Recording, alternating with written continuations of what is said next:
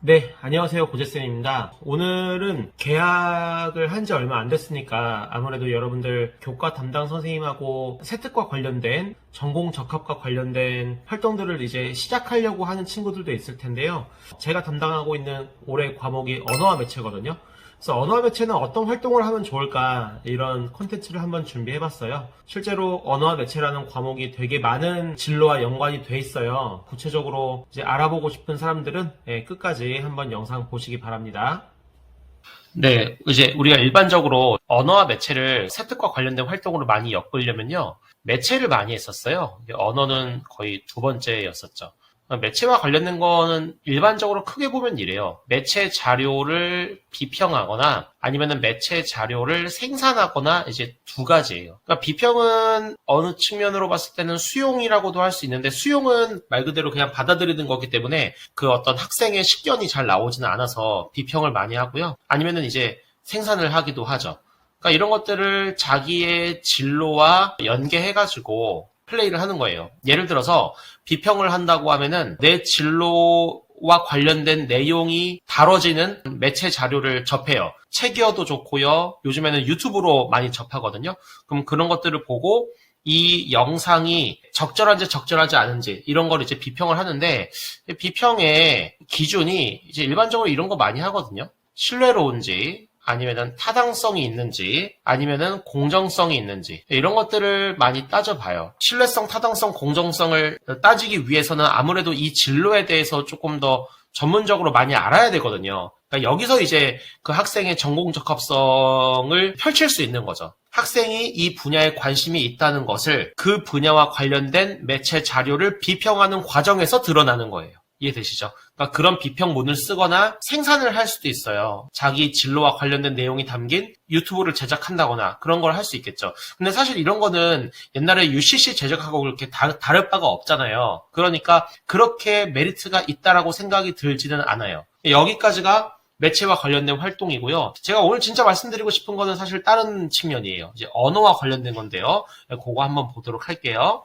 네, 이제 언어 파트예요. 요게 이제 제가 말씀드리려고 하는 포인트였었어요. 문법은 이제 음은, 형태, 통사, 어휘, 그 다음에 의미, 화용, 중세국어가 있는데, 거기서 이제 화용론 같은 경우는 화작하고 가깝기 때문에 뺐고, 의미론은 별로 의미가 없을 것 같아서 뺐어요. 나머지는 이제 아이디어를 좀 말씀드릴게요. 그러면 음을론은 소리와 관련된 거잖아요. 소리와 관련된다는 것은 소리값을 얻을 수 있다라는 거예요. 근데 소리값이라고 하는 것은 구체적으로 보자면은 어느 음성이냐 이렇게 얘기를 하는데, 국어 문법에서는 소리값이 있다 없다, 그게 어떤 의미다 정도까지만 다루지 그것의 파장, 파동, 음파 이런 거를 다루진 않아요. 그럼 여러분 이거를요 그쪽으로 한번 다뤄보는 거죠. 그게 바로 뭐냐면요, 오실로스코프라는 게 있어요. 오실로스코프. 옛날에는 이제 오실로그래프라고도 했는데, 오실로스코프가 어떤 거냐면요, 말 그대로 우리 어떤 특정한 소리의 소리값을 파동, 파장 이런 어떤 거를 통해서 도출시킬 수 있는 거예요. 특히 여기서 뭐가 좀 좋냐면요, 우리 말의 길이에 따라서 의미가 달라지는 경우가 있어요. 예를 들어서 말이 있고 말이 있는데, 입에서 뱉는 말 있죠. 그거는 이제 길게 발음하고요, 달리는 말은 짧게 발음해요. 길다 짧다라는 그 기준을 저희가 명확하게 알기 어렵잖아요. 그러면 사람들이 이 말과 달리는 말을 하는 어떤 그런 음성을 오실로스코프로 데이터화해서 그 소리값을 비교해보는 활동을 한다고 하면요, 대체적으로 공학 계열에서 많이 할 수 있을 것 같아요. 뭐 기계공학이나 뭐 소리공학이나 전파공학, 전자공학, 그런 데서 이제 이런 활동을 많이 해볼 수 있겠죠. 이런 활동을 통해서 알게 되는 어떤 파동과 파장에 의한 소리값의 변화, 이런 것들이 굉장히 중요한 포인트라고 볼 수 있어요. 네, 두 번째는 형태인데요. 형태는 이제 단어와 관련된 거예요. 이게 또 제가 강하게 또 말씀드리고 싶은 것 중에 하나가요, 품사를 판단해 보는 거예요. 아니면은 단어의 의미를 판단해 보는 거. 그러니까 판단한다는 게 포인트거든요. 이게 여기 어떤 거냐면요, 여러분 그리고라는 말이 있어요. 그리고 그림을 그리다라는 의미도 있고 and의 의미도 있는 거잖아요. 그럼 이게 그림을 그리다라는 의미인지 아니면 and의 의미인지는 앞뒤 문맥을 보고 알 수밖에 없다라는 거죠. 근데 이거는 이제 당연히 우리의 문법적인 어떤 감각으로 해결할 수 있는 문제지만 저는 이제 요거를 이런 식으로 해보고 싶어요. 앞에 있는 정보를 A라고 하고 뒤에 있는 정보를 B라고 하는 거예요. 그럼 여기에 들어가는 A와 여기 들어가는 B의 빅데이터를 이제 확보를 하는 거죠. 그럼 빅데이터를 확보를 하게 되면요. 이 그리고라는 말이 왔을 때 앞뒤 문맥의 빅데이터 데이터들을 통해서 이 그리고가 그리다라는 의미가 있는지 아니면 엔드의 의미가 있는지를 판별하는 프로그래밍 도구를 만들 수 있다라는 거예요. 이해되시죠? 그러니까 그렇게 할 수 있는 간단한 도구들을 만들어 보거나 아니면은 그거를 아주 간단하게 프로그래밍 해볼 수도 있어요. 사실은. 그러니까 이런 것들은 창체와 연결해서 진행하면 아주 좋다라는 생각이 들고요. 당연히 이거는 컴퓨터 공학, 이제 소프트웨어 공학, 그리고 산업공학 그런 쪽들에 응용할 수 있겠다라는 생각이 듭니다.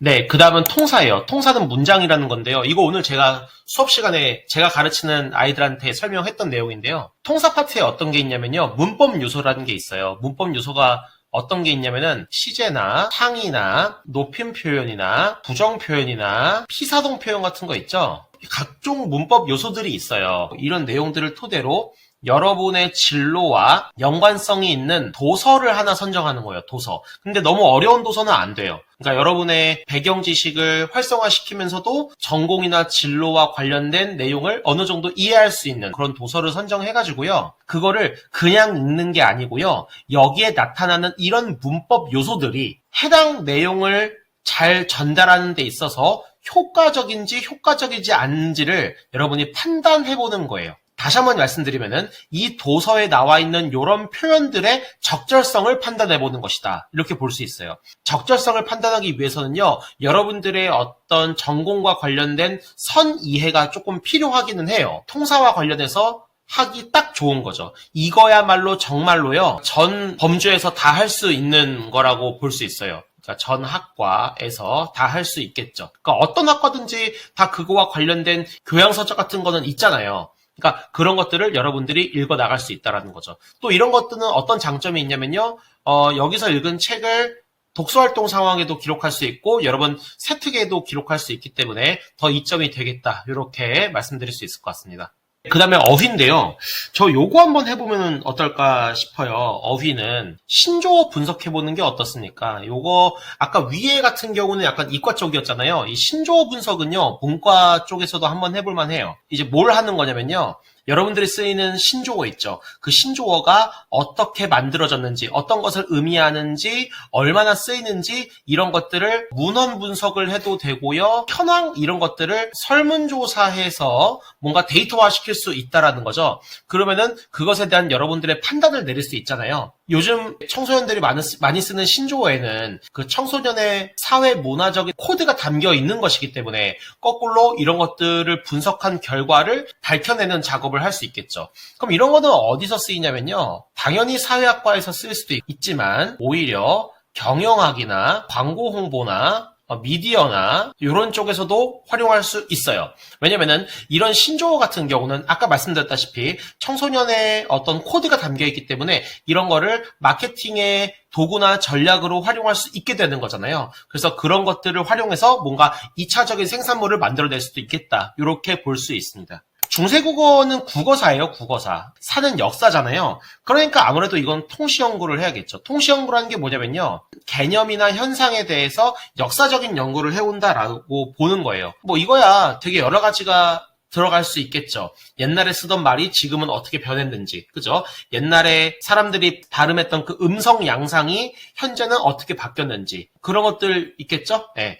그래서 이런 것들을 연구하다 보면요. 당연히 이거는 이제 역사학에서 할 수 있고 뭐 인류학적인 측면에서도 할 수 있겠고 기본적으로 여기 나와 있는 모든 내용들은 당연히 어문학에서도 다룰 수 있겠죠. 그쵸? 예. 위에 말씀드린 것들 있잖아요. 이런 것들에 대한 느낌을 이해해 보시고 뭔가 접근을 좀 더 많이 하면 좋을 것 같습니다.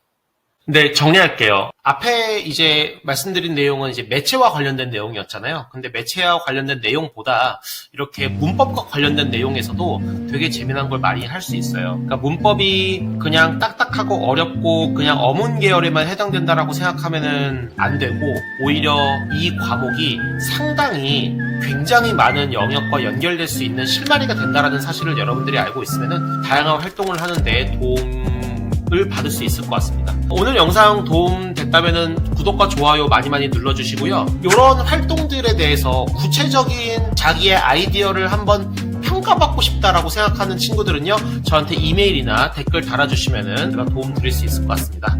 네, 오늘 여기까지 하겠습니다. 감사합니다.